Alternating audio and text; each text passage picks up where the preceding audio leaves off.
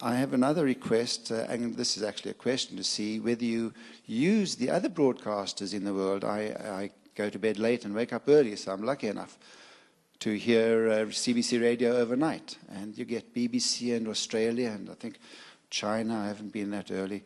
It's fantastic.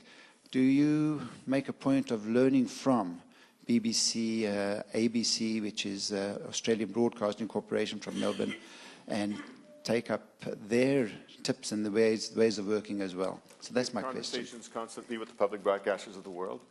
Mark Scott, who heads the ABC, was in Toronto, I would say, 4 or 5 months ago. On the 28th and 29th of November, we're going to hold a public broadcasting event where he comes back, where Caroline Thompson, who's the COO, it's in Ottawa actually, the COO of the BBC is going to be there. I was in the UK trying to share best practices. BBC's going through tough times. They're looking at cuts. We are participating in DRAP, as I told you a few minutes ago.